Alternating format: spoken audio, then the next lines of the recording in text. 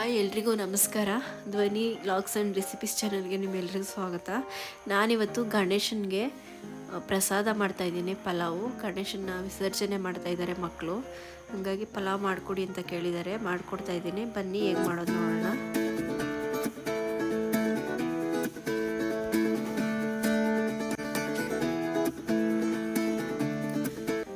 ಮೊದಲಿಗೆ ನಾನೊಂದು ದೊಡ್ಡದು ಬಾಣಲಿ ಇಟ್ಕೊಂಡಿದ್ದೀನಿ. ಬಾಣಲಿ ಕಾದಾದ್ಮೇಲೆ ಸ್ವಲ್ಪ ಎಣ್ಣೆ ಹಾಕ್ಕೊಂಡಿದ್ದೀನಿ. ಎಣ್ಣೆ ಕಾದಿದೆ. ಇವಾಗ 1 kg ಈರುಳ್ಳಿ ಹಾಕ್ಕೊತಾ ಇದ್ದೀನಿ. ನಾನು ಈರುಳ್ಳಿ ಹಾಕ್ಕೊಂಡು ಫ್ರೈ ಮಾಡ್ಕೊತಾ ಇದ್ದೀನಿ. ಬೆಳ್ಳುಳ್ಳಿ 1/4 kg ಅಷ್ಟು ಬೆಳ್ಳುಳ್ಳಿ ತೊಗೊಂಡಿದ್ದೀನಿ. 2 ಹಾಕ್ಕೊಂಡು ಫ್ರೈ ಮಾಡ್ಕೊತಾ ಇದ್ದೀನಿ. ಸಿಪ್ಪೆ ತೆಗೆದಿಲ್ಲ ಬೆಳ್ಳುಳ್ಳಿದು, ಹಾಗೆ ಹಾಕ್ಕೊಳ್ಳಿ, ಚೆನ್ನಾಗಿರುತ್ತೆ.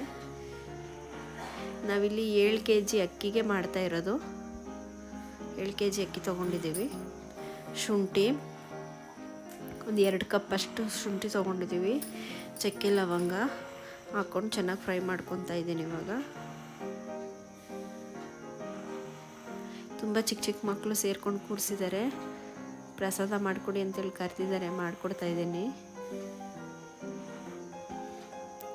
ತೆಂಗಿನಕಾಯಿ, ಕೊತ್ತಂಬರಿ ಸೊಪ್ಪು, ಪುದೀನ ಮಿಕ್ಸ್ ಮಾಡಿಕೊಂಡು ಫ್ರೈ ಮಾಡ್ಕೊತಾ ಇದ್ದೀನಿ.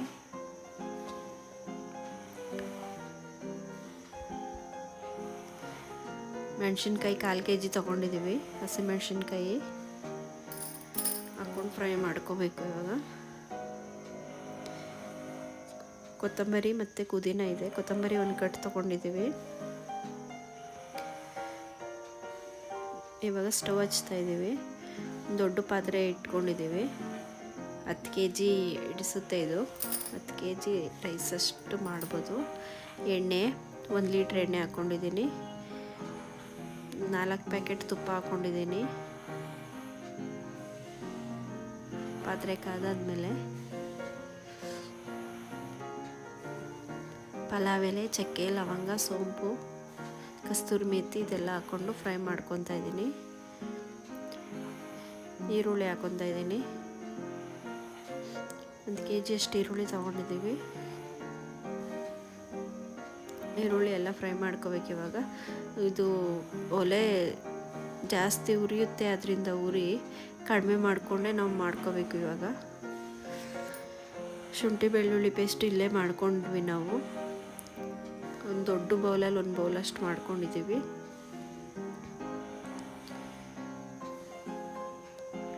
ಬಟಾಣಿ ಕಾಳು ಒಂದು ನೈಟೇ ನೆನೆಸಿಟ್ಟಿದ್ವಿ. ನೆನ್ನೆ ನೈಟು 1 kg ಅಷ್ಟು ತೊಗೊಂಡಿದ್ದೀವಿ. 1 kg ಟೊಮೊಟೊ ಹಾಕ್ಕೊಂಡು ಇವಾಗ ಮಿಕ್ಸ್ ಮಾಡ್ಕೊಬೇಕು. ಟೊಮೊಟೊ ಚೆನ್ನಾಗಿ ಬೇಯೋ ತನಕ ಈ ರೀತಿ ಮಿಕ್ಸ್ ಮಾಡ್ಕೊಬೇಕು.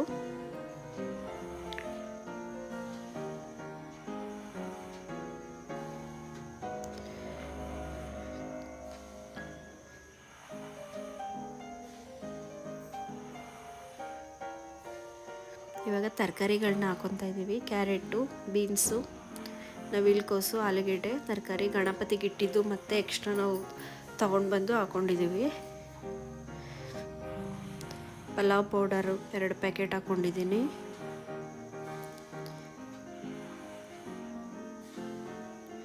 ಧನಿಯಾ powder 1 packet 10 ರೂಪೀಸ್ದು. Garam masala 1 packet 10 ರೂಪೀಸ್ದು. Chilli powder ಒಂದು ಸ್ವಲ್ಪ ಹಾಕ್ಕೊಂಡಿದ್ದೀನಿ. ಒಂದು 2-3 ಸ್ಪೂನ್ ಅಷ್ಟು ಹಾಕ್ಕೊಂಡಿದ್ದೀನಿ.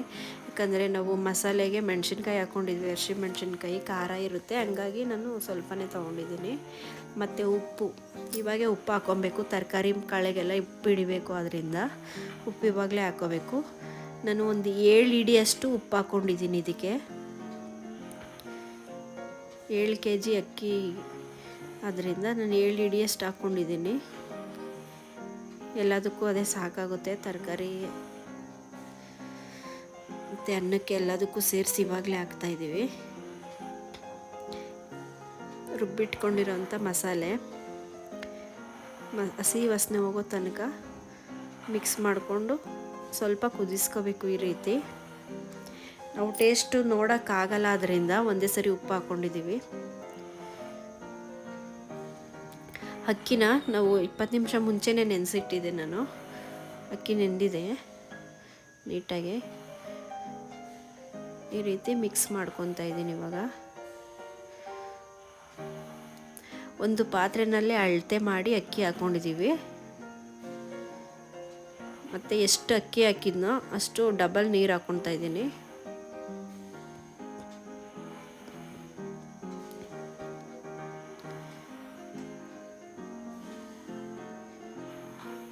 ನೋಡಿ ಅಕ್ಕಿ ಹಾಕಿ ಈ ರೀತಿ